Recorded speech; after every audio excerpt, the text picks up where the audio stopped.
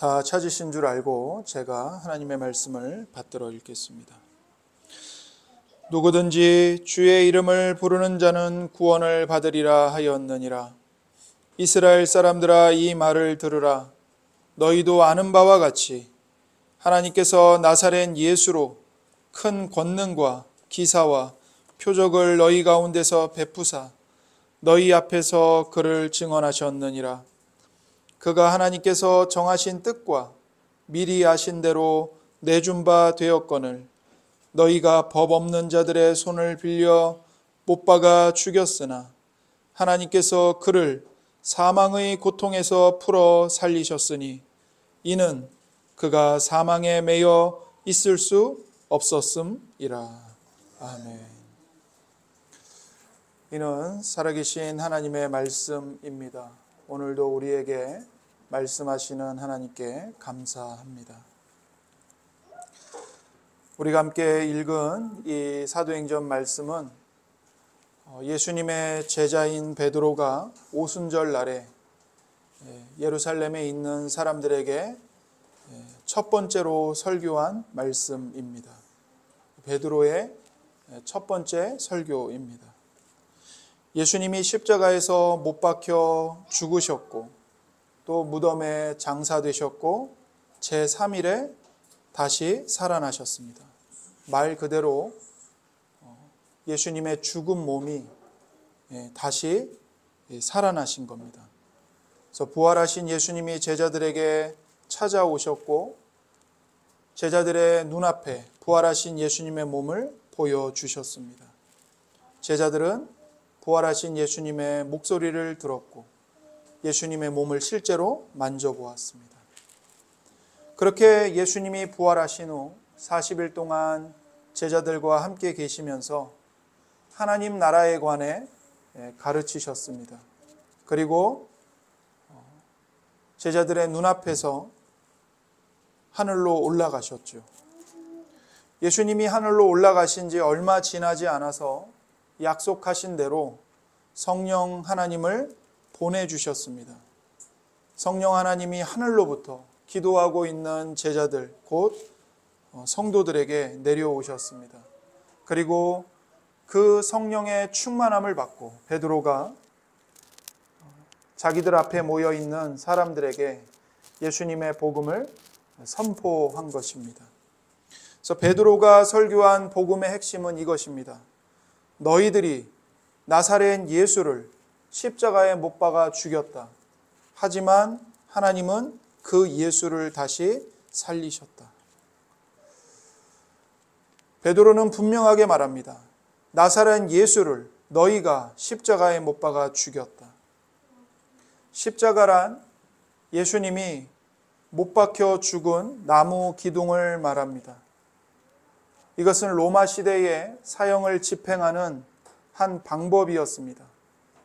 큰 목재 2개를 박아서 열 십자 모양이거나 아니면 T자 모양을 만들고 사형수의 손목과 발목에 못을 박은 뒤에 땅에 세웠습니다. 그리고 죄수가 죽을 때까지 그 십자가에 매달아 두었습니다. 이 십자가에 예수님이 못 박혀 죽으신 겁니다. 십자가는 언제나 기독교의 핵심 상징물이었습니다.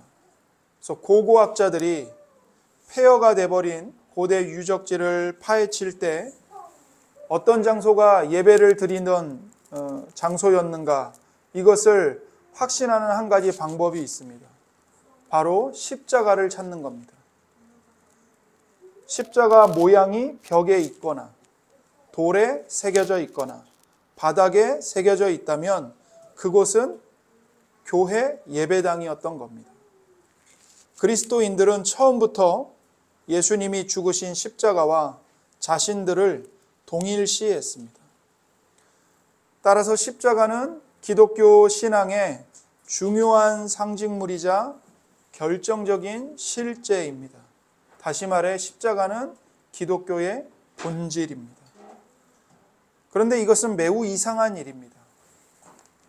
왜냐하면 세상에 여러 종교들이 있지만 어떤 종교도 사형수를 처형하는 형틀을 그 종교의 상징물로 내세우지 않기 때문입니다. 여러분, 사형수가 처형당한 형틀을 자기들의 종교의 상징물로 제시하는 종교를 보신 적이 있습니까? 기독교밖에 없습니다. 십자가는 일반적인 평범한 죄수들을 처형한 것이 아닙니다. 매우 극악한 사형수, 사람으로서는 도저히 할 수 없는 반인륜적인 범죄를 저지른 사형수, 혹은 그 당시에 로마 제국의 평화를 위협하는 테러를 일으킨 테러 분자들, 그런 사형수들을 잔인하게 처형한 사형 방법이 십자가였습니다. 그래서 당시의 사람들은 십자가를 매우 혐오했습니다.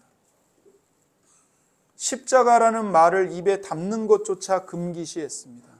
십자가는 저주의 상징물이었습니다. 그러나 교회는 처음부터 저주의 상징물인 십자가를 구원의 상징물로 정하고 자랑했습니다. 사도 바울이 뭐라고 말하죠? 내게 자랑할 것은 하나밖에 없다. 바로 주 예수 그리스도의 십자가. 십자가에 못 박히신 예수 그리스도 외에는 결단코 자랑할 것이 없나니. 바울과 함께 초대교회는 드러내놓고 십자가를 자랑했습니다. 그만큼 십자가는 기독교의 핵심입니다. 예수 그리스도의 십자가가 없이는 기독교도 없습니다. 만약 십자가가 없다면 아들 하나님이신 예수님이 우리와 같은 사람으로 태어나셨다는 것만으로는 구원의 소식이 될 수 없습니다. 그저 크리스마스를 위한 감상적인 이야기가 될 뿐입니다. 또한 우리가 예수님을 본받아서 선한 삶을 사는 것만으로는 기독교가 될 수 없습니다. 왜냐하면 그 누구도 예수님을 본받을 수 없고 예수님을 본받아서 구원에 이를 수가 없기 때문입니다. 예수님의 부활마저도 그 자체만으로는 기독교의 본질이 될 수 없습니다. 십자가의 죽음이 없이는 부활이 있을 수가 없기 때문입니다. 다시 말하지만 예수님께서 우리를 위해 십자가에서 이루신 일의 중요성은 아무리 강조해도 지나치지 않습니다. 그렇다면 왜 예수님의 십자가가 기독교에 반드시 필요할까요? 몇 가지 이유가 있습니다. 첫 번째, 십자가는 하나님의 영원한 계획을 이루기 위해 필요합니다. 십자가는 하나님의 영원한 계획을 이루기 위해 필요합니다. 예수님은 십자가에서 죽는 것을 피하고 싶어 하셨습니다. 예수님은 십자가 죽음을 앞두고 하나님 아버지께 기도를 드리기 위해서 겟세마네 동산에 가셨습니다. 그 밤에 예수님은 원수들이 가까이 다가오고 있음을 아셨고 예수님의 마지막이 가까웠음을 아셨습니다. 실제로 그날 밤 예수님은 배신을 당하셨고 체포되어 끌려가 사형 판결을 받으셨습니다. 예수님은 우리들처럼 임박한 죽음을 두려워하셨습니다. 예수님이 의연하게 죽음을 맞이하신 게 아닙니다. 매우 두려워하셨습니다. 예수님은 하나님이신 동시에 인간이셨습니다. 인간이시기 때문에 십자가에서 고통스럽게 죽는 것을 무서워하셨습니다. 괴로워하셨습니다. 그래서 예수님은 십자가에서 당할 죽음을 생각하면서 이렇게 기도하셨습니다. 마태복음 26장 38절과 39절에 그때에 예수께서 그들에게 말씀하셨다. 내 마음이 괴로워 죽을 지경이다. 너희는 여기에 머무르며 나와 함께 깨어 있으라. 예수께서는 조금 더 나아가사 얼굴을 땅에 대고 엎드려서 기도하셨다. 나의 아버지, 하실 수만 있으시면 이 잔을 내게서 지나가게 해주십시오. 그러나 내 뜻대로 하지 마시고 아버지의 뜻대로 해주십시오. 예수님이 제자들에게 내 마음이 괴로워서 죽을 지경이다. 제발 나와 함께 있어라. 누가 나를 잡으러 오는지 깨어서 지켜보고 있어라. 예수님이 아버지께 기도합니다. 나의 아버지, 아버지께는 모든 것이 가능하시지 않습니까? 부디 이 십자가의 잔을 제게서 지나가게 해주십시오. 십자가의 잔을 마시는 것이 저는 너무나 두렵습니다. 예수님은 십자가에서 죽지 않고도 하나님의 백성을 구할 수 있는 방법이 있는지 하나님 아버지께 물으셨습니다. 그러나 하나님 아버지는 아들 하나님이신 예수님을 십자가에서 구하지 않으셨습니다. 그 이유는 하나님의 계획에 십자가는 반드시 필요한 일이기 때문입니다. 그렇게 예수님은 십자가에서 죽으셨고 부활하신 후에야 왜 십자가의 죽음이 필요한지를 설명하셨습니다. 부활하신 예수님이 엠마오로 내려가는 2명의 제자들에게 찾아가셔서 그들과 이야기를 나누셨습니다. 그 제자들은 도대체 왜, 무엇 때문에 예수님이 십자가에서 죽으셔야만 했는지 이해하지 못하고 있었습니다. 그때 예수님은 그 제자들에게 그리스도가 이런 고난을 받고 자기의 영광에 들어가야 할 것이 아니냐라고 말씀하셨습니다. 그리스도가 십자가의 고난과 죽음을 받고 아들 하나님의 영광에 들어가는 것이 하나님의 영원한 계획이고 그 하나님의 영원한 계획을 이루기 위해서는 십자가에서 그리스도 예수가 못 박혀 죽는 것은 피할 수 없는 일이었다는 것입니다. 따라서 교회는 언제나 십자가가 필요하다는 것을 믿고 그렇게 가르쳐 왔습니다. 그래서 베드로가 예루살렘에 있는 사람들에게 오순절날에 설교하면서 이렇게 설교를 한 겁니다. 사도행전 2장 23절 말씀입니다. 그가 하나님께서 정하신 뜻과 미리 아신 대로 내준 바 되었거늘 너희가 법 없는 자들의 손을 빌려 못 박아 죽였으나. 하나님께서 정하신 뜻과 미리 아신 대로 예수님을 내어주셨다는 겁니다. 하나님께서는 당신의 아들이 못 박혀 죽을 것을 미리 알고 계셨습니다. 하나님은 이 일을 알고 계셨을 뿐만 아니라 이 일이 일어나도록 당신의 아들을 세상에 보내셨습니다. 악한 사람들이 예수님을 십자가에 못 박아 죽이는 것을 허용하셨습니다. 하나님께서 이 일을 의도하셨습니다. 십자가는 인류를 위한 하나님의 계획에 반드시 필요한 것이었습니다. 우리가 인생을 살다 보면 여러 가지 문제와 비극으로 당혹스러울 때가 있습니다. 하나님이 지금 무슨 일을 하고 계시는지 도무지 몰라서 괴롭기만 할 때가 있습니다. 여러분 그럴 때가 있으시잖아요. 저도 마찬가지입니다. 정말 하나님이 지금 내 삶에, 우리 성도들의 삶에 일어나고 있는 일을 알고 계시는가? 도대체 하나님 어디 계십니까? 우리 교우가 저런 아픔을 당하고 있는데 하나님 왜 침묵하십니까? 왜 하나님 나를 돌아보지 않으시는 겁니까? 과연 하나님을 의지하고 기도한다고 이 문제가 해결되겠는가? 바로 그때 우리는 하나님의 뜻과 계획 속에서 우리를 위해 십자가를 세우셨다는 말씀을 기억해야 합니다. 하나님은 여러분과 저의 아픔을 알고 계십니다. 하나님 아버지께서는 우리를 돌보고 계십니다. 하나님을 신뢰하시기 바랍니다. 하나님이 여러분과 제 삶 속에서 여전히 일하고 계십니다. 예수님의 십자가는 하나님의 계획이 선함을 증명합니다. 예수 그리스도를 십자가에 못 박아 죽인 것은 이 땅에서 벌어진 가장 악랄한 행위였습니다. 인간이 저지른 악 중에 가장 최악, 극악은 바로 하나님의 아들을 십자가에 못 박아 죽인 것입니다. 사악한 사람들에게 하나님의 아들이 죽임당하셨습니다. 이보다 더 악한 일이 어디 있습니까?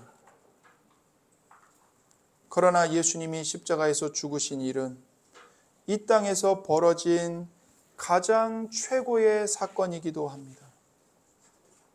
십자가는 이 땅의 구원을 가져왔기 때문입니다.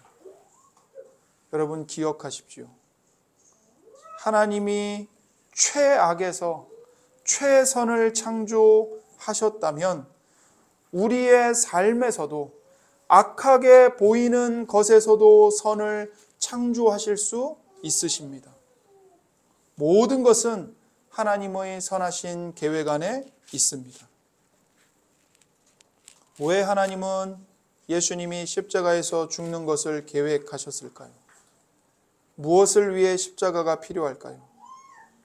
하나님께서 십자가를 계획하신 이유는 십자가만이 인간을 죄에서 구원하는 유일한 방편이기 때문입니다.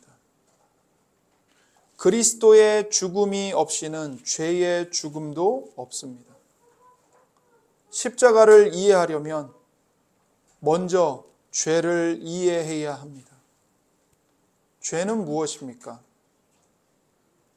첫 번째 죄는 하나님이 금하신 것을 행하는 것입니다.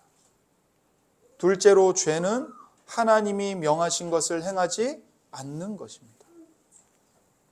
우선 죄는 성경에서 하나님이 하지 말라고 금하신 것을 범하는 것입니다. 하나님을 저주하거나 사소한 거짓말을 할 때, 사무실 비품을 몰래 가져갈 때, 화가 나서 누구를 칠 때 우리는 죄를 저지른 것입니다.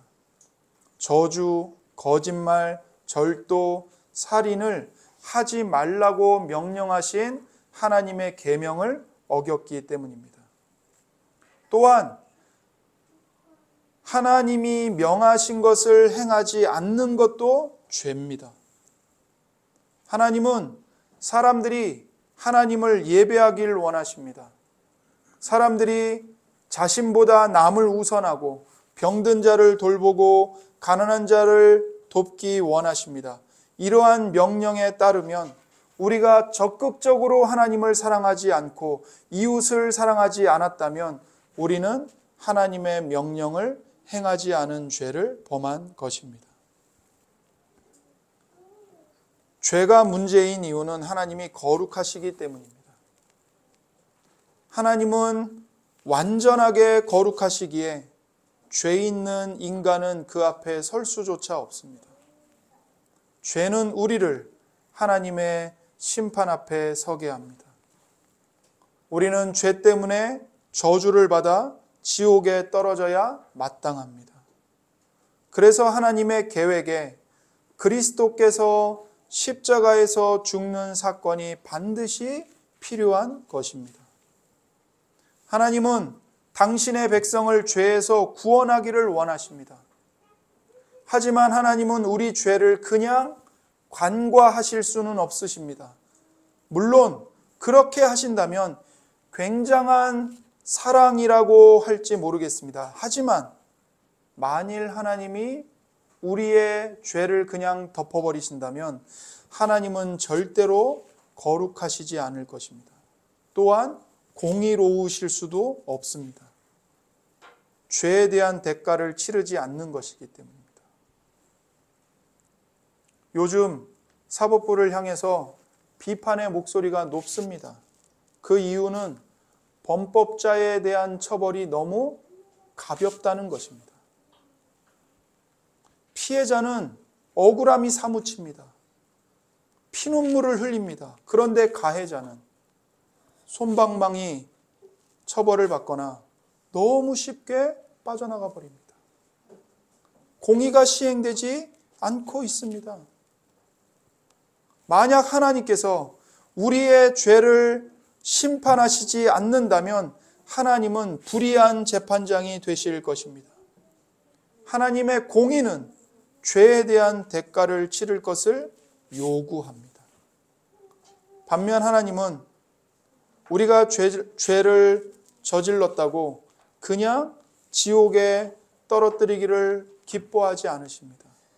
그렇게 하면 하나님이 거룩하실지 모르지만 하나님의 사랑은 온전하게 드러나지 않기 때문입니다. 하나님은 비록 우리가 죄인이지만 우리를 사랑하셔서 우리를 구원하기를 원하십니다. 그래서 이 딜레마, 하나님의 공의와 하나님의 사랑, 죄를 심판하셔야만 하는 하나님의 거룩하심과 죄인인 우리를 불쌍히 여기시는 하나님의 긍휼, 이 딜레마. 그런데 하나님께서 이러한 하나님의 사랑과 이러한 하나님의 거룩하심이 만나는 곳으로 십자가를 세우신 겁니다. 성부 하나님께서는 독생자이신 예수님을 보내셔서 우리의 죄로 인해 고난당하고 죽게 하셨습니다. 우리의 생명을 위해 아들의 생명을 주셨습니다. 우리의 유익을 위해 하나님의 아들이 고통을 당하셨습니다. 이렇게 하나님의 사랑이 나타났습니다. 또한 십자가에서는 하나님의 공의와 거룩하심도 드러납니다. 죄에 대한 대가로 죽음, 사망이라는 형벌이 집행되었습니다. 하나님의 백성이 저지른 죄에 대한 대가를 하나님의 아들께서 완전하게 치르신 겁니다. 그리스도의 십자가는 하나님이 당신의 거룩하심과 죄인인 우리를 향한 사랑을 동시에 성취하시고 드러내신 사건입니다. 우리의 모든 죄를 예수님께 다 전가하셔서 예수님을 처형하심으로 우리의 죄에 대한 심판을, 공의를 만족시키셨고 하나님의 아들이신 예수님을 죽이심으로 우리를 살리셔서 우리를 향한 하나님의 사랑을 완전하게 성취하셨습니다. 이처럼 하나님의 백성을 구원하면서 하나님의 거룩하심과 사랑을 모두 다 지키기 위해서는 우리 주님 예수 그리스도의 십자가가 반드시 필요한 것입니다. 십자가가 필요한 또 다른 이유가 있습니다.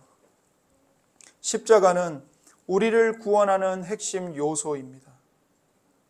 천국에 들어가고 싶다면 반드시 십자가로 먼저 가야 합니다.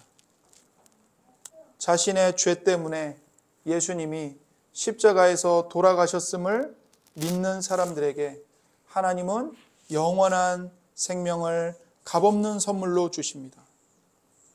우선 자신의 죄 때문에, 나의 죄 때문에 예수님이 십자가에서 돌아가셨음을 믿어야 합니다. 이것은 예수님이 십자가에 못 박혀 죽으신 것이 실제로 일어난 사건임을 믿는다는 뜻입니다.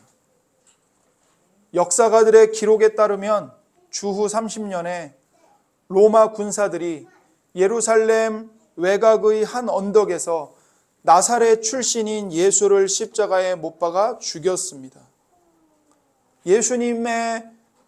예수님이 십자가에서 죽으셨다는 사실을 믿는다는 것은 바로 이런 의미입니다.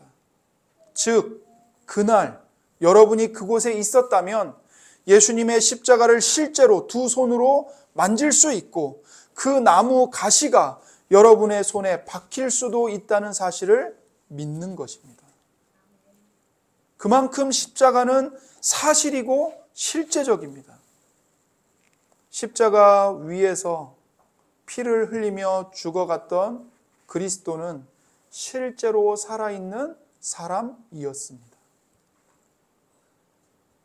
성도가 된다는 것은 예수 그리스도가 이 땅에서 실제로 사셨고 실제로 죽으셨다는 사실을 믿는 것입니다. 그러나 예수님이 십자가에서 죽으셨음을 믿는다는 것은 단지 예수님이 죽으셨다는 사실을 믿는다는 의미보다 더 심오합니다. 이것은 예수님이 여러분을 구원하기 위해 무언가 하셨음을 믿는다는 뜻입니다. 여러분과 제가 개인적으로 죄인임을 인정한다는 의미입니다. 하나님의 진노와 저주에서 내가 구원받기 위해 나에게 그리스도가 필요함을 고백한다는 의미입니다. 여러분과 저의 개인적인 죄 때문에 예수님이 그 거친 십자가에서 돌아가셨음을 믿는다는 것입니다. 그리스도인이 된다는 것은 예수님을 그저 하나의 전설로 받아들이는 것이 아닙니다. 예수님은 실제로 한 인간으로 삶을 사셨고 실제로 한 인간으로 죽임을 당하셨습니다. 예수님이 죽으셨다는 것, 심지어 죄인들을 위해 죽으셨다는 것을 이해한다 해도 하나님이 요구하시는 믿음에는 부족합니다. 한 가지가 더 필요합니다. 그것은 바로 예수님이 나의 죄를 위해 죽으셨다는 것을 믿는 것입니다. 어떤 사람이 자기가 출석하는 교회에 등록하기로 결정을 했습니다. 등록하기 위해서 그 교회의 장로들이 그 사람을 만나서 이야기를 나눴습니다. 장로들은 그에게 그리스도인이 된다는 의미를 뭐라고 생각하십니까? 질문했습니다. 그 질문에 그 사람은 예수님께서 죄를 용서해 주시기 위해 어떻게 십자가에서 죽으셨는지를 설명했습니다. 그런데 장로들은 그가 진정한 그리스도인인지를 확신할 수가 없었습니다. 왜냐하면 그 사람이 십자가를 말할 때 자신의 삶과는 별로 상관이 없다는 듯이 너무나 태평스럽게 이야기를 했기 때문입니다. 사랑하는 성도 여러분, 교회 안에 이와 같은 사람들이 어느 시대나 어느 교회에나 있습니다. 그리고 이와 같은 사람들은 자기가 그리스도인이라고 생각을 합니다. 하지만 예수 그리스도께 자기 목숨을 바쳐서 헌신하지는 않습니다. 그래서 장로들은 이렇게 물었습니다. 형제님은 예수님이 다른 사람의 죄가 아닌 형제님의 죄 때문에 죽으셨다는 사실을 믿습니까? 침묵이 흘렀습니다. 마침내 그가 대답합니다. 그렇게 생각해 본 적이 없습니다.